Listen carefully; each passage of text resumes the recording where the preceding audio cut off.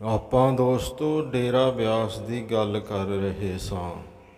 ਜਿਨ੍ਹਾਂ ਪਿਛਲਾ ਭਾਗ ਨਾ ਵੇਖਿਆ ਹੋਵੇ ਉਹ ਪਹਿਲਾਂ ਪਿਛਲਾ ਭਾਗ ਜ਼ਰੂਰ ਵੇਖ ਲੈਣ, ਜਿਸ ਵਿੱਚ ਡੇਰੇ ਬਾਰੇ ਮੁੱਢਲੀ ਜਾਣਕਾਰੀ ਦਿੱਤੀ ਗਈ ਹੈ। ਇਸ ਭਾਗ ਵਿੱਚ ਡੇਰੇ ਬਾਰੇ ਸਮਾਜ ਵਿੱਚ ਪ੍ਰਚਲਿਤ ਸਕਾਰਾਤਮਕ ਅਤੇ ਨਕਾਰਾਤਮਕ ਦੋਵੇਂ ਧਾਰਨਾਵਾਂ ਬਾਰੇ ਗੱਲ ਕਰਾਂਗੇ। ਆਪਾਂ ਪਹਿਲਾਂ ਕੁਝ ਸਕਾਰਾਤਮਕ ਪਹਿਲੂਆਂ ਬਾਰੇ ਗੱਲ ਕਰ ਲੈਂਦੇ ਹਾਂ। ਬਿਆਸ ਵਿਖੇ ਬਣਿਆ ਡੇਰਾ ਹੁਣ ਇੱਕ ਛੋਟਾ ਜਿਹਾ ਪੂਰੀ ਤਰ੍ਹਾਂ ਆਧੁਨਿਕ ਵਿਕਸਿਤ ਸ਼ਹਿਰ ਵਰਗਾ ਹੋ ਚੁੱਕਾ ਹੈ। ਲੱਖਾਂ ਲੋਕਾਂ ਦੀ ਇਕੱਤਰਤਾ ਹੁੰਦੀ ਰਹੀ ਹੈ ਇੱਥੇ ਅਕਸਰ। ਪੰਜਾਬ ਬੇਸ਼ੱਕ 10 ਗੁਰੂਆਂ ਦੀ ਕਰਮ ਭੂਮੀ ਰਿਹਾ ਹੈ, ਪਰ ਹੋਰਨਾਂ ਸਮਾਜਾਂ ਵਾਂਗ ਇੱਥੇ ਦੇ ਸਮਾਜ ਵਿੱਚ ਵੀ ਸਮਾਂ ਪਾ ਕੇ ਕਈ ਬੁਰਾਈਆਂ ਘਰ ਕਰ ਗਈਆਂ ਹਨ, ਜਿਨ੍ਹਾਂ ਵਿੱਚੋਂ ਨਸ਼ਾ ਪੰਜਾਬ ਦੀ ਵੱਡੀ ਸਮੱਸਿਆ ਹੈ।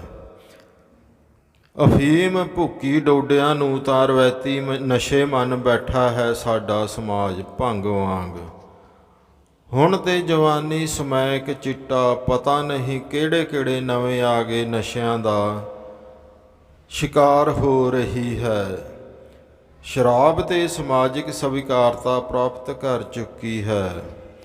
ਵਿਆਹਾਂ ਸ਼ਾਦੀਆਂ ਦੀ ਤਾਂ ਗੱਲ ਛੱਡੋ, ਹੁਣ ਜੇ ਘਰ ਆਏ ਮਹਿਮਾਨ ਨੂੰ ਸ਼ਰਾਬ ਨਾ ਪੁੱਛੋ ਤਾਂ ਅਗਲਾ ਕਹਿੰਦਾ ਹੈ ਕਿ ਨੰਗਾ ਨੇ ਸੇਵਾ ਹੀ ਨਹੀਂ ਕੀਤੀ। ਇੰਨਾ ਬੁਰਾ ਹਾਲ ਹੋ ਗਿਆ ਹੈ। ਸ਼ਰਾਬ ਸਟੇਟਸ ਸਿੰਬਲ ਵੀ ਬਣ ਚੁੱਕੀ ਹੈ ਬਹੁਤ ਹੱਦ ਤੱਕ। ਡੇਰੇ ਦਾ ਸਭ ਤੋਂ ਸਕਾਰਾਤਮਕ ਪਹਿਲੂ ਹੀ ਇਹੋ ਹੈ ਕਿ ਰਾਧਾ ਸੁਆਮੀ ਹੋਣ ਦਾ ਮਤਲਬ ਹੀ ਸ਼ਰਾਬ ਦਾ ਨਸ਼ਾ ਛੱਡਣਾ ਹੈ।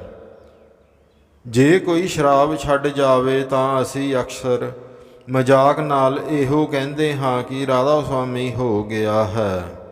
ਉਹ ਵੱਖਰੀ ਗੱਲ ਹੈ ਕਿ ਸਾਡੇ ਮਾਝੇ ਵਿੱਚ ਇਹ ਵੀ ਕਹਾਵਤ ਬਹੁਤ ਮਸ਼ਹੂਰ ਹੈ, ਧੰਨ ਹੋ ਰਾਧਾ ਸੁਆਮੀ, ਪਊਆ ਸਵੇਰੇ ਤੇ ਅਧੀਆ ਸ਼ਾਮੀ। ਸ਼ਾਇਦ ਡੇਰੇ ਤੋਂ ਜਲਣ ਵਾਲਿਆਂ ਜਾਂ ਖਾਰ ਰੱਖਣ ਵਾਲਿਆਂ ਨੇ ਇਹ ਕਹਾਵਤ ਘੜੀ ਹੈ।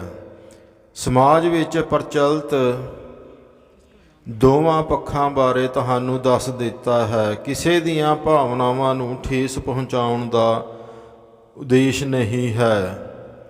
ਡੇਰਾ ਬਿਆਸ ਸਮਾਜ ਲਈ ਕਈ ਉਸਾਰੂ ਕੰਮਾਂ ਵਿੱਚ ਵੀ ਯੋਗਦਾਨ ਦਿੰਦਾ ਰਿਹਾ ਹੈ।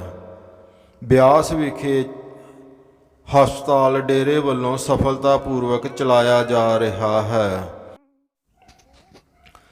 ਕੋਵਿਡ-19 ਨਾਮਕ ਵਾਇਰਸ ਦੀ ਬਿਮਾਰੀ ਕਰੋਨਾ ਦੌਰਾਨ ਡੇਰੇ ਬਿਆਸ ਦੇ ਬਣੇ ਸਤਸੰਗ ਭਵਨਾਂ ਨੇ ਕਈ ਭਵਨਾਂ ਨੂੰ ਕੋਵਿਡ ਸੈਂਟਰ ਅਤੇ ਕਈ ਥਾਂ ਆਰਜੀ ਹਸਪਤਾਲਾਂ ਵਿੱਚ ਬਦਲ ਦਿੱਤਾ ਸੀ ਅਤੇ ਸਮਾਜ ਲਈ ਬੜਾ ਚੰਗਾ ਯੋਗਦਾਨ ਦਿੱਤਾ ਹੈ।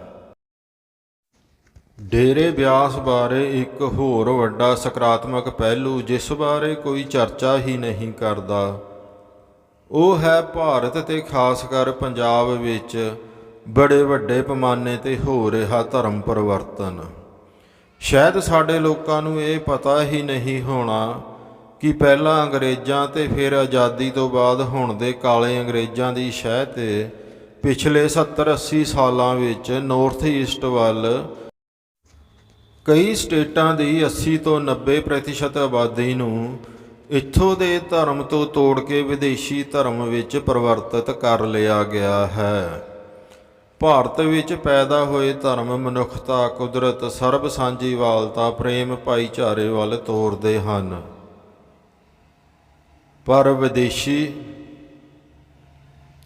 ਆਪਣੇ ਤੋਂ ਬਿਨਾਂ ਕਿਸੇ ਦੂਜੇ ਨੂੰ ਸਵੀਕਾਰਦੇ ਹੀ ਨਹੀਂ।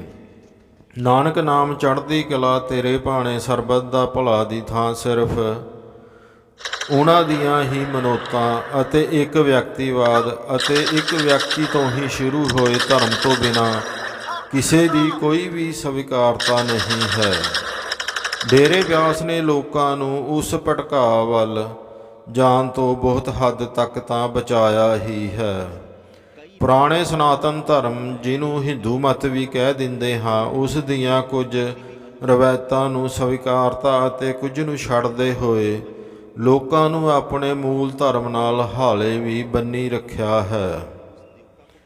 ਪਰ ਇੱਥੋਂ ਹੀ ਇੱਕ ਹੋਰ ਵੱਡਾ ਨਕਾਰਾਤਮਕਤਾ ਦਾ ਪਹਿਲੂ ਵੀ ਨਿਕਲ ਆਉਂਦਾ ਹੈ। ਭਾਵੇਂ ਬਹੁਤੇ ਸਹਿਮਤ ਨਾ ਹੋਣ, ਦਹਿਸ਼ਤ ਦੇ ਦੌਰ ਦੌਰਾਨ ਹਿੰਦੂਆਂ ਦਲਿਤਾਂ ਵਿੱਚੋਂ ਬਹੁਤ ਸਾਰੇ ਨਾਂ ਪਿੱਛੇ ਅੱਖਰ ਜੋੜ ਅਤੇ ਇੱਕ ਚਿੰਨ੍ਹ ਧਾਰ ਇੱਕ ਧਿਰ ਵਿੱਚ ਸ਼ਾਮਲ ਹੋਣ ਦਾ ਵਿਖਾਵਾ ਕਰਨ ਲੱਗੇ। ਪਰ ਬ੍ਰਾਹਮਣ, ਰਾਜਪੂਤ, ਖੱਤਰੀਆਂ ਦੀ ਵੱਡੀ ਗਿਣਤੀ ਹਾਲੇ ਵੀ ਪੁਰਾਣੇ ਰਵਾਇਤੀ ਧਰਮ 'ਤੇ ਕਾਇਮ ਰਹੀ। ਦਹਿਸ਼ਤ ਦੇ ਦੌਰ ਵਿੱਚ ਵੀ ਪਿਤਾ ਪੁਰਖਿਆਂ ਦੇ ਧਰਮ ਤੋਂ ਮੁਨਕਰ ਨਾ ਹੋਈ। ਮੁੱਕਦੀ ਗੱਲ, ਚਲਾਕੀ ਨਾਲ ਇਹਨਾਂ ਨੇ ਉਹਨਾਂ ਦੇ ਜੰਮਣ ਮਰਨ ਦੇ ਮੌਕੇ ਹੋਣ ਵਾਲੇ ਸੰਸਕਾਰਾਂ ਤੋਂ ਤੋੜ ਕੇ ਉਹਨਾਂ ਨੂੰ ਮੁੱਖ ਧਿਰ ਦੇ ਸੰਸਕਾਰਾਂ ਦੀ ਪਾਲਣਾ ਕਰਨ ਵੱਲ ਤੋਰ ਲਿਆ ਹੈ। ਇਹ ਹੱਸਦੇ ਕਹਿੰਦੇ ਨੇ ਕਿ ਅਗਲੀ ਪੀੜ੍ਹੀ ਮੁੱਖ ਧਿਰ ਦੇ ਸੰਸਕਾਰ ਜੰਮਣ ਮਰਨ, ਖੁਸ਼ੀਆਂ, ਵਿਆਹਾਂ ਸ਼ਾਦੀਆਂ ਵੇਲੇ ਕਰਨ ਲੱਗ ਪਈ ਹੈ ਤਾਂ ਪੁਰਾਣੇ ਧਰਮ ਦਾ ਬਚਿਆ ਹੀ ਕੀ ਹੈ।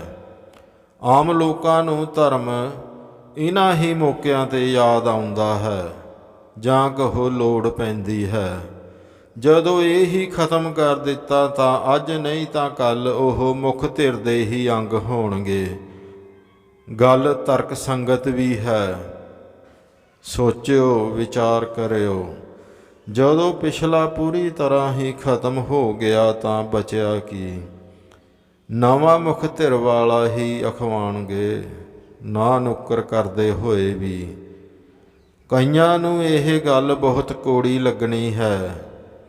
ਮੁੱਖ ਧਿਰ ਵਾਲੇ ਇਹਨਾਂ ਨੂੰ ਹੁਣ ਮੂਕ ਪ੍ਰਵਾਨਗੀ ਦੇਣ ਲੱਗ ਪਏ ਹਨ। ਭਾਵੇਂ ਟਕਰਾ ਦੇ ਉਵੇਂ ਹੀ ਕਾਰਨ ਮੌਜੂਦ ਹਨ। ਸਿੱਖੀ ਵਿੱਚ ਦੇਹਧਾਰੀ ਗੁਰੂ ਦਸ਼ਮੇਸ਼ ਪਿਤਾ ਤੋਂ ਬਾਅਦ ਹੁਣ ਸਵੀਕਾਰ ਹੀ ਨਹੀਂ। ਸਭ ਕੁਝ ਗੁਰੂ ਗ੍ਰੰਥ ਸਾਹਿਬ 'ਤੇ ਆ ਕੇ ਖਤਮ ਹੋ ਜਾਂਦਾ ਹੈ। ਉਹਨਾਂ ਤੋਂ ਬਾਅਦ ਕਿਸੇ ਨੂੰ ਗੁਰੂ ਕਹਿਣਾ ਸਵੀਕਾਰ ਨਹੀਂ ਹੈ। ਹੁਣ ਸਿੱਖ ਪੰਥ ਵਿੱਚ ਡੇਰੇ ਦੇ ਮੁਖੀ ਆਪਣੇ ਆਪ ਨੂੰ ਅੰਮ੍ਰਿਤਧਾਰੀ ਸਿੱਖ ਕਹਾਉਂਦੇ ਹਨ ਅਤੇ ਅੰਮ੍ਰਿਤਧਾਰੀ ਸਿੱਖ ਹਨ ਵੀ।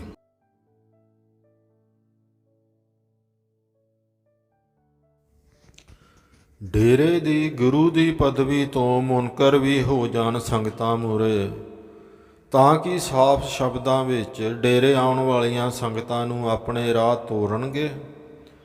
ਸਭ ਨੂੰ ਅੰਮ੍ਰਿਤ ਛਕ ਗੁਰੂ ਗ੍ਰੰਥ ਸਾਹਿਬ ਜੀ ਦੇ ਲੜ ਲੱਗਣ ਲਈ ਕਹਿਣਗੇ, ਜਾਂ ਗੁਰੂ ਆਪਣੀ ਅਵਸਥਾ ਹੋਰ ਉੱਤਮ ਅਤੇ ਦੂਜਿਆਂ ਲਈ ਹੋਰ ਸਧਾਰਨ। ਗੁਰੂ ਬਾਰੇ ਤਾਂ ਕਿਹਾ ਜਾਂਦਾ ਹੈ ਕਿ ਗੁੜ ਹੋਵੇ ਤਾਂ ਚੇਲੇ ਨੂੰ ਸ਼ੱਕਰ ਬਣਾਉਣਾ ਹੀ ਗੁਰੂ ਦਾ ਉਦੇਸ਼ ਹੁੰਦਾ ਹੈ। ਦਸ਼ਮੇਸ਼ ਪਿਤਾ ਨੇ 5 ਪਿਆਰਿਆਂ ਨੂੰ ਅੰਮ੍ਰਿਤ ਛਕਾਇਆ ਅਤੇ ਫਿਰ ਉਹਨਾਂ ਤੋਂ ਖੁਦ ਛਕਿਆ। ਕੋਈ ਭੇਦ ਨਾ ਰਿਹਾ ਦੋਹਾਂ ਵਿੱਚ। ਕੀ ਡੇਰੇ ਵਿੱਚ ਵੀ ਇਹ ਭੇਦ ਖਤਮ ਹੋਵੇਗਾ? ਇੱਕ ਆਖਰੀ ਨਕਾਰਾਤਮਕਤਾ ਦੀ ਗੱਲ ਕਰ ਇਹ ਚਰਚਾ ਖਤਮ ਕਰਾਂਗੇ। ਸਭ ਨੂੰ ਪਤਾ ਹੈ ਕਿ ਡੇਰਾ ਸ਼ੁਰੂ ਤੋਂ ਕਿਸ ਰਾਜਨੀਤਿਕ ਪਾਰਟੀ ਵੱਲ ਝੁਕਾਅ ਰੱਖਦਾ ਰਿਹਾ ਹੈ। ਸੰਗਤ ਕਿਸ ਪਾਰਟੀ ਦੇ ਵੋਟਰ ਬਣ ਵਿਚਰਦੀ ਰਹੀ ਹੈ ਹਾਲੇ ਤੱਕ। ਭਾਵੇਂ ਹੁਣ ਨਵੀਆਂ ਰਿਸ਼ਤੇਦਾਰੀਆਂ ਨੇ ਰਵਾਇਤ ਕੁਝ ਹੱਦ ਤੱਕ ਪੂਰੀ ਤਰ੍ਹਾਂ ਇੱਕ ਪਾਸੇ ਝੁਕਣ ਤੋਂ ਰੋਕ ਦਿੱਤੀ ਹੈ। ਅਗਲੇ ਭਾਗ ਵਿੱਚ 1 ਜਾਂ 2 ਪੰਜਾਬ ਨੂੰ ਪ੍ਰਭਾਵਿਤ ਕਰਨ ਵਾਲਿਆਂ ਇਹ ਧਰਮ ਆਧਾਰਿਤ ਧਿਰਾਂ ਦੀ ਗੱਲ ਖਤਮ ਕਰ ਸਿੱਧੇ ਮੈਦਾਨ ਵਿੱਚ ਮਤਲਬ ਲੋਕਾਂ ਵਿੱਚ ਪੁੱਜ ਜਾਵਾਂਗੇ ਚਰਚਾ ਵਿਚਾਰ ਲਈ। ਉਮੀਦ ਹੈ ਜਾਣਕਾਰੀ ਪਸੰਦ ਆਈ ਹੋਵੇਗੀ। ਚੈਨਲ ਨੂੰ ਸਬਸਕ੍ਰਾਈਬ ਜ਼ਰੂਰ ਕਰੋ।